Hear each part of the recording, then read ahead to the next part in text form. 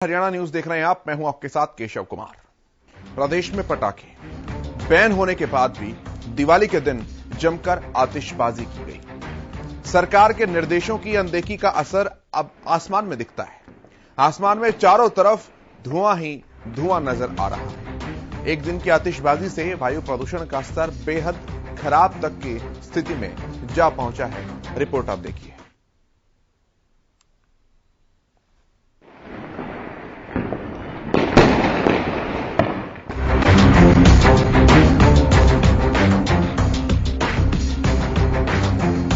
दिवाली के दिन पटाखों की गूंज ने लोगों की दिवाली को रोशन कर दिया। पटाखों की ये गूंज तो कुछ देर बाद खामोशी में बदल गई, लेकिन जो रह गया वो अभी लोगों को परेशान कर रहा है। खुला आसमान धुएं की चादर में सिमटा है। बाहर निकलने वाले लोगों की आंखों के सामने ओझल होता रास्ता बता रहा है कि किस तरह लोगों ने एनजीटी के निर्देशों की अवहेलना की है।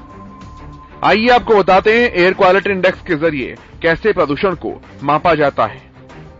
एयर क्वालिटी इंडेक्स मीटर 0 से 50 अच्छा, 51 से 100 यानी कि संतोषजनक, 101 से 200 का पैमाना थोड़ा सा प्रदूषित, 200 से 300 खराब, 301 से लेकर 400 बेहद खराब और 401 से लेकर 500 तक यानी गंभीर। हरियाणा का हाल देखें तो शहरों में वायु प्रदूषण का स्तर खतरनाक स्तर तक पहुंच चुका है। प्रदूषण से बुरा हाल। फरीदाबाद का air quality index 600, Jhajjar 600, Fatehabad 151, Hisar 151, Ambala 216, Bhiwani 124, Gurugram 492, Rohtak 536, Panipat 234, Jind 234, Kaithal 234, Karnal 234, Kurukshetra 234, Panchkula 197, Yamunanagar 191, Mewat 163, Palwal 163, Rewari 151, Mahendragarh 151, Charkhi Dadri 151, Sirsa 20। आंकड़े बता रहे हैं कि प्रशासन, पुलिस और एनजीटी की कोशिशें लोगों के उत्साह के आगे फीकी रह गई और लोगों की मनमानी के चलते हवा में प्रदूषण का स्तर बढ़ता चला गया। इस जहरीली हवा में पराली के प्रदूषण का भी असर साफ तौर पर दिखता है। शुद्ध हवा में सैर करने के लिए निकलने वाले लोगों को भी आज की सुबह से निराश होना पड़ा। ये सारा धुआं है, इतने दिवाली पटाखे बम, इतना प्रदूषित वातावरण हो है, उसके कारण यह सारी धूल सी उठी है। मौसम का बुरा हाल हो दिया है। पटाखों में बैन होने के कारण भी फिर भी पटाखे बजाए गए हैं। अच्छा, ये सारा धुआं है। वहीं डॉक्टर्स की माने तो जिस तरह से हवा में प्रदूषण बढ़ता जा रहा है, उससे लगातार लोग बीमार हो रहे हैं।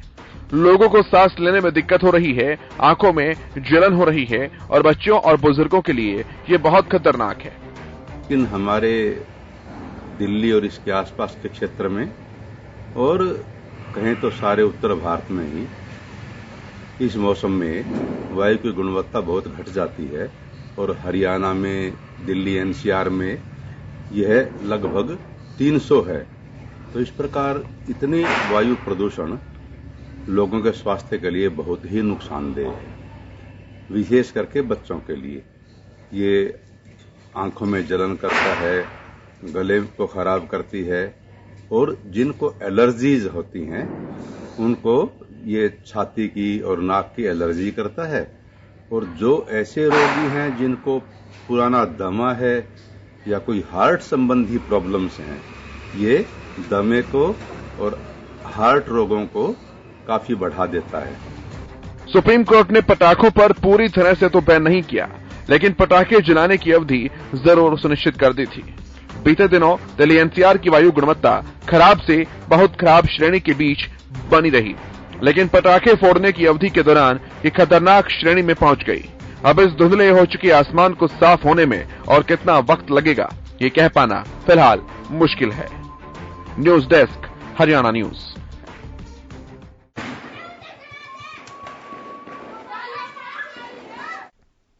दिवाली पर आतिशबाजी के बाद प्रदेश के कई हिस्सों में हमारे संवाददाता गए, वहां पर प्रदूषण का जो स्तर है उसका जायजा लिया। ये भी आपको दिखाते हैं। फरीदाबाद में जो हवा की गुणवत्ता है वो लगातार बिगड़ती जा रही है और हाल इतना बुरा है कि आप देख सकते हैं, मैं आपको दिखाना चाहूंगा कि सेक्टर 62 है फरीदाबाद का और यहां पर आप देख सकते हैं कि ये जो दिखाई दे रहा है आपको धुंध, ये धुंध नहीं है बल्कि स्मॉग है जो लोगों के लिए परेशानी का सबब बनी हुई है। तमाम तरह के दावे कल प्रशासन की तरफ से किए गए थे कि जो पॉल्यूशन है उसको लेकर जो पटाखे नहीं चले जाएंगे। हालांकि पुलिस की तरफ से दावा किया गया था कि 200 लोगों को जो सिविल ड्रेस में पब्लिक के बीच में छोड़ा गया है और कहीं ना कहीं उन लोगों के खिलाफ कार्रवाई की जाएगी जो लोग पटाखे चलाते हैं। और अगर बच्चे पटाखे चलाते हुए पकड़े गए तो कहीं ना कहीं उनके माँ बाप के खिलाफ जो है FIR दर्ज की जाएगी।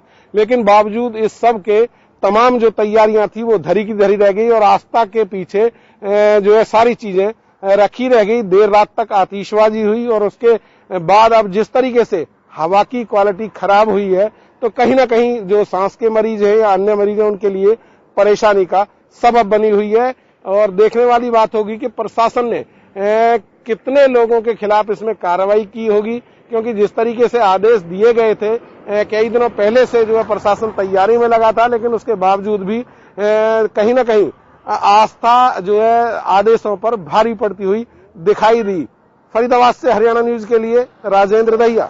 और दिवाली का त्योहार था और बात करूं पोल्यूशन की तो पोल्यूशन लगातार बढ़ा और हालांकि केंद्र सरकार के द्वारा लगातार अपील करी गई कि पटाखे बैन है। दिल्ली NCR में पटाखे पूर्णतः बैन थे, लेकिन दोपहर से ही लोग घरों से बाहर आए और पटाखे जलाना शुरू कर दिया। जैसे जैसे दिवाली की खुमारी बढ़ी, जैसे जैसे शाम बढ़ी और लोग घरों से बाहर निकलकर नियमों की धज्जियां उड़ाते नजर आए और जमकर आतिशबाजी की। मैं आपको बता दूं कि शाम होते होते आज जैसे जैसे अंधेरा हुआ तो आपको ऐसे 5 बजे के बाद बिल्कुल विजिबिलिटी कम हो गई और पूरी तरह से अंधेरा छा गया और कहीं ना कहीं जो सांस लेने में लोगों को और बुजुर्गों को पूरी तरह से तकलीफ होती नजर आई। तो केंद्र सरकार के द्वारा, राज्य सरकार के द्वारा जो भी गाइडलाइन दी गई उसकी पूरी तरह नियमों की धज्जियां उड़ाई गई। ठीक है, त्योहार तो है, लेकिन पोल्यूशन का हम लोगों को ध्यान रखना चाहिए था। लेकिन लोगों ने इस एक साल का जो त्योहार था, लोगों से जब हमारी बात हुई तो लगातार कहते आ रहे थे कि साहब जब नेता जीतता है तब पोल्यूशन नहीं होता क्या, ये पटाखे जलाए जाते हैं, या क्रिकेटर है जब क्रिकेट मैच होता है तब भी पटाखे चलाए जाते हैं, लेकिन दिवाली पर ही ये सरकार को क्यों याद आता है कि पोल्यूशन होते हैं। आप डीजल वाहनों को बंद कर दें, लेकिन ये त्योहार है इसको क्यों बंद किया जा रहा है। हिंदू का त्योहार, बहुत बड़ा त्योहार है दिवाली। जब हम लोगों ने समझाया कि पोल्यूशन के तहत ही ये लोग मना कर रहे हैं और जो जहरीले पटाखे उनको ना चलाएं, लेकिन लोगों ने जमकर आतिशबाजी की। और सुबह अगर मैं बात करूं अब की, तो अभी भी विजिबिलिटी बहुत कम है, आपको आसमान पूरी तरह साफ बिल्कुल नजर नहीं आ रहा है और कहीं ना कहीं पोल्यूशन है इसमें। और जो पहले थोड़ा सा ठंड था, लेकिन अब कहीं ना कहीं ठंड भी बहुत कम हो गई है, गर्मी भी हो गई है, क्योंकि पोल्यूशन है जनाब। और पूरी तरह से जो पोल्यूशन की चादर है आसमान पर पूरी तरह से छा गई है। तो अब कहीं ना कहीं जो पोल्यूशन का जो स्तर है वो और ज्यादा बढ़ गया है, सांस लेने में तकलीफ हो रही है, वह विजिबिलिटी बहुत कम हो गई है। तो पोल्यूशन अब लगातार बढ़ा है। हालांकि नियम तो बन जाते हैं, लेकिन नियमों को धरातल पर नहीं उतारा जाता, धरातल पर उनकी पूरी तरह से धज्जियां उड़ाई गई। जैसा कि दिवाली का दूसरा दिन है और आप देख सकते हैं यहाँ पर लगातार जो पोल्यूशन है वो दिखाई दे रहा होगा आपको, क्योंकि मेरे सहयोगी दिखा रहे हैं। और लगातार जो है कि अवहेलना जो हो रही है वो कहीं ना कहीं NGT की अवहेलना है और लगातार पोल्यूशन का जो ग्राफ है वो बढ़ता हुआ नजर आ रहा है। जैसे कि दिवाली का दिन था तो बम पटाखे काफी भटकाए गए, जिससे कि जीव जंतुओं की काफी परेशानी हुई और लगातार अस्थमा के जो मरीज हैं उनके लिए काफी बड़ी परेशानी हो रही है। ऐसे में NGT की जो अवहेलना हुई है ये लगातार देखने को मिल रहा है। लाजपत अब आपको कुछ तस्वीरें दिखाते हैं, उससे आपको अंदाजा लगेगा कि प्रदूषण जो है वो किस तरह से प्रदेश में, देश में फैल रहा है। और पटाखों के कारण विजिबिलिटी कम हो रही है, ये तो एक कारण है ही, लेकिन उसके साथ साथ ये नीली चादर किस तरह से पूरे शहरों को अपने आगोश में लिए हुए है, जो कि आपके अंदर जा रही है और धीरे धीरे एक बहुत ही मीठे, बहुत ही सुहाने जहर का काम कर रही है। सोनीपत और फरीदाबाद, ये दो तस्वीरें आप देखिए।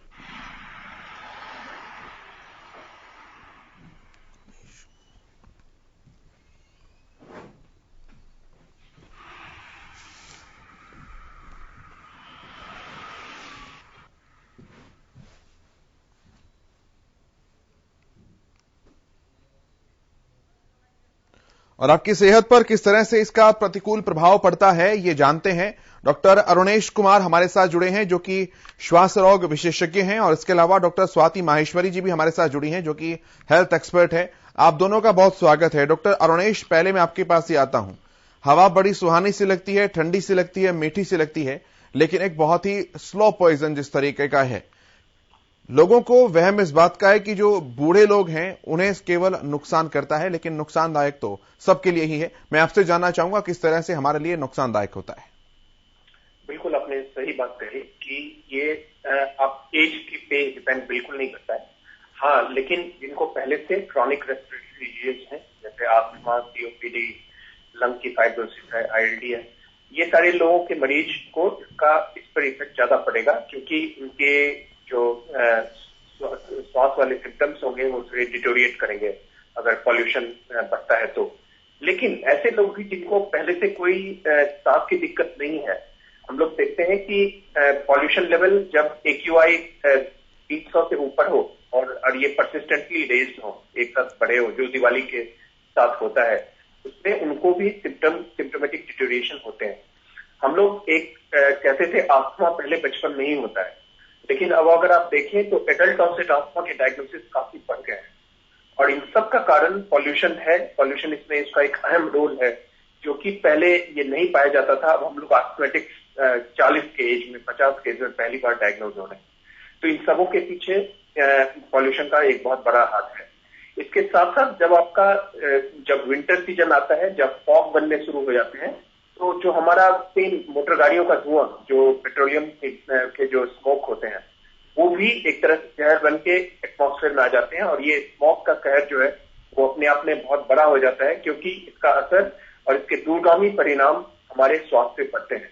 एक स्टडी के हिसाब से कहा गया है कि जो दिल्ली NCR में रहने वाले लोग हैं, ओवरऑल पॉल्यूशन के कारण उनके लाइफ स्पान में 5 साल और उससे ज्यादा का ओवरऑल इम्पैक्ट है। मतलब अगर आप यही लोग अगर दिल्ली NCR से बाहर रहें तो इनके 5 साल और ज्यादा जीने के चांसेस हैं। तो इसका मतलब ये है कि प्रदूषण का इफेक्ट केवल एक्यूट ही नहीं, बल्कि लंबे समय तक ग्रेजुअली हम पे बिल्डअप होता है, और इसके दूरगामी स्वास्थ्य पे परिणाम आते हैं।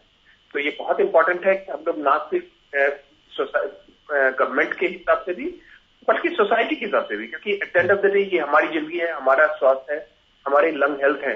हम सबों को जागरूक होना चाहिए कि ऐसे कोई काम ना करें जिससे हमारा वातावरण प्रदूषित होता है। ये सरकार की ही सिर्फ जिम्मेदारी नहीं है, हम सबों की जिम्मेदारी है। बिल्कुल। डॉक्टर स्वाति माहेश्वरी जी, मैं आपके पास आना चाहूंगा। जिस तरह से आप डॉक्टर साहब ने भी बताया कि न केवल एक उम्र के लोगों को बल्कि सभी को बराबर तरह से प्रभावित ये करता है, लेकिन बात यहां पर यह भी है कि बचाव के तरीके क्या कुछ हैं। मतलब केवल हम मास्क अगर लगाएं या घरों से बाहर ना निकलें, केवल यही काफी है, या हवा कहीं भी हो सांस तो लेना पड़ेगा ही? जी हाँ, देखिए कुछ चीजें जरूर है ऐसी जो हम कर सकते हैं, जिससे कि जो इसका पोल्यूशन का प्रभाव है वो हम पर उतना ज्यादा ना पड़े जितना कि आमतौर पर पड़ता है। और उसमें से सबसे पहला जो है वो मास्क ही है, क्योंकि अभी कोरोना के समय में जिस तरह से हम मास्क की बात करते रहे कि कपड़े का भी मास्क लगा सकते हैं, कोई भी मास्क चल जाएगा, ऐसा पोल्यूशन के साथ नहीं होता है। पोल्यूशन में क्योंकि 2.5 जो पार्टिकुलेट मैटर होता है वो काफी ज्यादा हृदय और हमारे दिमाग में स्ट्रोक वगैरह करने की संभावनाएं रखता है। ऐसे में इस जो ये पार्टिकुलेट मैटर है, इससे बचने के लिए हमें N99 या N95 मास्क की ही जरूरत पड़ती है, क्योंकि वही इसको फिल्टर कर सकता है।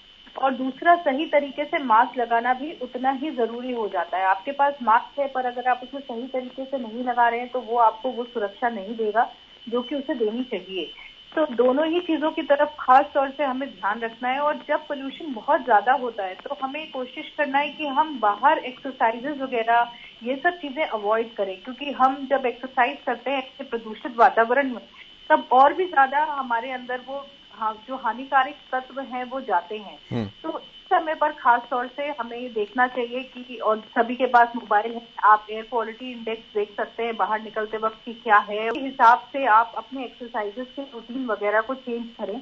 और ऐसे समय पर जब विजिबिलिटी कम है, बहुत ज्यादा स्मॉग दिखाई दे रहा है, एयर क्वालिटी इंडेक्स हाई है, तो हमें बिल्कुल भी बाहर एक्सरसाइजेज, रनिंग, जॉगिंग या कोई भी और एक्सरसाइज, स्पोर्ट्स वगैरह जो हम करते हैं वो हमें बिल्कुल नहीं करना चाहिए। साथ ही में आप घर में एयर फिल्टर का इस्तेमाल कर सकते हैं, या जो प्लांट्स होते हैं, इंडोर प्लांट्स होते हैं जो कि पोल्यूशन को सक करने की और एयर क्वालिटी को इम्प्रूव करने की क्षमता रखते हैं, उनका प्रयोग कर सकते हैं। और एक बहुत जरूरी चीज जो है वो है हमारी डाइट। जो भी देखिए मौसमी फल अभी आ रहे हैं जितने भी, और सब्जियां आ रही हैं, ये सब जिसकी भी हम बात करें, आंवला है, अभी इस वक्त आप देखिए संतरा आ रहा है, मूली है, गाजर है, शकरकंदी है, जितनी भी हरे पत्तेदार सब्जी आ रही है, इन सब में अच्छी मात्रा में विटामिन ए और सी होता है, जो कि हमारे इम्यूनिटी लेवल के लिए और हमारे खास तौर से जो सांस से जुड़ी समस्याएं हैं उनसे लड़ने में ये मदद करते हैं। तो जितना हम इन चीजों का सेवन करें उतना ये हम जो है बचा कर रख सकते हैं। साथ ही हल्दी है जो कि आमतौर पर घर में इस्तेमाल होती है, वो हमें काफी हमारा इम्यूनिटी लेवल बढ़ाती है। गुड़ है और उसके अलावा मुलेठी है, ये जो चीजें खास तौर से इनका सेवन थोड़ा थोड़ा करें, क्योंकि ये जितने भी प्रदूषण के जो एक गंदी हवा हमारे के द्वारा अंदर जाती है उससे लड़ने में काफी मदद करता है। तो ये कुछ चीजें हैं जो हमें बच्चों को भी खाने के लिए देनी चाहिए और खुद भी इनका सेवन करें। और पानी खूब अच्छी मात्रा में पीना बहुत जरूरी है। जितना हम पानी अच्छा पिएंगे, क्योंकि देखिए प्रदूषण में हम क्या देखते हैं कि इरिटेशन हो रहा है, बहुत ज्यादा सूखापन हो रहा है, स्किन में भी हो रहा है, आईज में भी हो रहा है, लंग्स में भी हो रहा है, हर जगह ये एक बहुत ज्यादा इरिटेटिंग फैक्टर बन जाता है, क्योंकि टॉक्सिन्स होते हैं, ये जो पोल्यूटेंट होता है इसमें। तो अगर हम जितनी मात्रा में पानी पिएंगे उतना जल्दी हमारी बॉडी में जो भी टॉक्सिन्स गए हैं उनको हमारी किडनीज के द्वारा बाहर निकलने का मौका मिलेगा।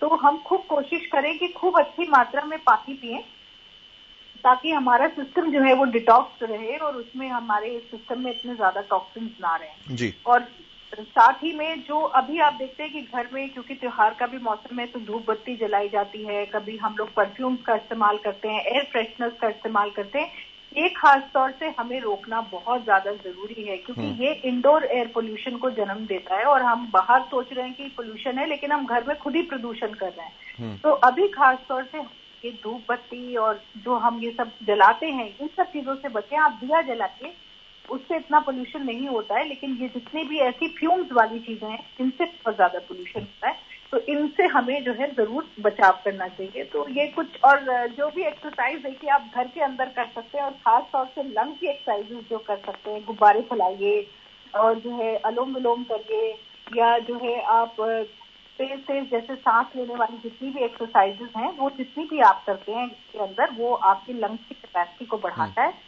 तो ये कुछ चीजें जो करें तो हम प्रदूषण तो देखिए है ही, और जिस तरह से एनसीआर में रहने वाले लोग हैं सबका जीवन भी कम हो रहा है। और प्रेग्नेंट फीमेल्स में खास तौर से हम देखते हैं कि बच्चे के जो वेट है बर्थ जन्म के समय वो कम होने की संभावनाएं रहती है अगर प्रेग्नेंट फीमेल ज्यादा समय के लिए एयर पोल्यूशन वाले वातावरण में रहती है। तो नवजात शिशु से लेकर के बड़े बुजुर्गों तक सभी को ये प्रभावित करता है। और जैसे अभी डॉक्टर साहब भी कह रहे थे कि अब हम देख रहे हैं कि जो बहुत सारे यंग लोग हैं उनमें स्ट्रोक हो रहा है, उनमें हार्ट अटैक हो रहा है, उनमें सांस की समस्याएं हो रही है। और इसके पीछे एक कारण एनसीआर में खास तौर से ये भी है कि हम प्रदूषित वातावरण में रहते हैं सारे टाइम। और खास तौर से ये जो कुछ महीने होते हैं इसमें तो आप देखते ही हैं कि मौसम की वजह से भी, उधर पराली जलाने की वजह से इधर त्योहार आ जाता है। बिल्कुल, तो इन सब चीजों को बिल्कुल बहुत सारे फैक्टर्स हैं वो एक साथ सबके सब आ जाते हैं। डॉक्टर अरुणेश, मैं आपके पास आना चाहूंगा एक सवाल को लेकर। अब आजकल घरों के अंदर या ऑफिस में या गाड़ी से भी कहीं ट्रेवल करते हुए विंडोज तो बंद रखते हैं लेकिन लोग एसी चालू रखते हैं, तो वो किस तरह से इफेक्ट इस चीज को करता है? क्या एयर क्वालिटी को इंप्रूव करने में काम करता है या कुछ भी नहीं करता है या और खराब करता है? देखिए, गाड़ी में एसी ऑन करना एक तरह से मैं तो एडवाइस करूंगा अगर है, और अगर आप AQI 500 या प्लस में आप ट्रेवल कर रहे हो तो एक तरह से आपको ये सुरक्षा देगा जी। एसी के अपने दूसरे प्रॉब्लम्स भी हैं, जैसे ओवरऑल अगर एयर कंडीशनर बहुत यूज होते हैं तो टेम्परेचर बढ़ता है, आउटसाइड टेम्परेचर बढ़ता है। अगर आपका ठीक ठाक काम कर रहा है एसी कार का, मैं कार की बात कर रहा हूँ या आपके व्हीकल की बात कर रहा हूँ, तो उसमें कोई दिक्कत नहीं है, करनी चाहिए, क्योंकि at the end of the day वही बात होगी कि आप पॉल्यूशन, पीक पॉल्यूशन में बाहर जा रहे हैं और आपका एक क्लोज स्पेस है, तो अगर उसमें आ रहा है तो आप उससे अफेक्टेड होंगे, एसी आपको उससे बचाएगा। देखिए, ऑफ कोर्स मेक श्योर करना चाहिए कि वो आपका एयर कंडीशनर ठीक से काम कर रहा है, ये बहुत इंपॉर्टेंट है। जो उसके जो फिल्टर्स होते हैं वो ठीक ठाक है, क्योंकि at the end of the day अगर नहीं है तो आपका एक तरह से क्लोज स्पेस में पॉल्यूटेड एयर अंदर आएगा। तो एक तो वो रही बात। दूसरी बात, जो घर के जो एक इम्पोर्टेंट था, जो इंडोर पॉल्यूशन की बात डॉक्टर ने बताई थी जी, वो बहुत इम्पोर्टेंट है, क्योंकि हमारे किचन के हमारे जो लाइफस्टाइल है, हम लोग जैसा खाना खाते हैं यहाँ पे, उसमें स्मोक इटसेल्फ बहुत ज्यादा, जैसे छौंक लगाना, जैसे किचन में खास करके बहुत ज्यादा स्मोक अंदर बनता है, हम लोग होवरिंग करते हैं या झाड़ू लगाते हैं, वो पार्ट बहुत इंपॉर्टेंट है। तो कोशिश करनी है कि जब ऐसी कोई एक्टिविटीज हो तो एग्जॉस्ट का यूज किचन में, या फिर अगर घर में ऐसी कोई एक्टिविटी हो तो थोड़ी देर के लिए वेंटिलेशन होना बहुत जरूरी है, क्योंकि इससे भी सिम्टम्स बहुत ज्यादा ट्रिगर करते हैं। जी, इसके अलावा कोई और सजेस्टिव मेजर्स आप बताना चाहें डॉक्टर अरुणेश लोगों को, चाहे वो खाने पीने संबंधित हो या एक्सरसाइजेस हो या कुछ और तरह की चीजें हो, जैसा कि डॉक्टर स्वाति भी बता रही थी? बिल्कुल, मैं ये कहना चाहूंगा कि मेरे जिन व्यक्तियों को क्रॉनिक रेस्पिरेटरी डिजीज है, ये बहुत इंपॉर्टेंट है कि हम लोग अभी देख रहे हैं कि एक जरा सर्ज आया है अचानक से। ऐसे लोग जो कि पहले ठीक ठाक ही चल रहे थे, सारी दवाइयां ले रहे थे और ठीक चल रहे थे, जैसे अस्थमा के मरीज हैं, अगर वो कोई इनहेलर्स पे हैं, दवाइयों पे हैं, वो उनका पहले ये ठीक कंट्रोल्ड रहता था, अचानक से उनके सिम्टम्स बढ़ गए हैं, या इंटरस्टिशियल लंग डिजीज है, ब्रोंकिएक्टिसिस है, ऐसे लोगों को सलाह होगी कि अपने आपकी जो मेंटेनेंस ट्रीटमेंट है, प्लीज आप उसको रेगुलर यूज करिए, क्योंकि एक तरह से वो आपको हॉस्पिटल में एडमिशन से बचाएगा।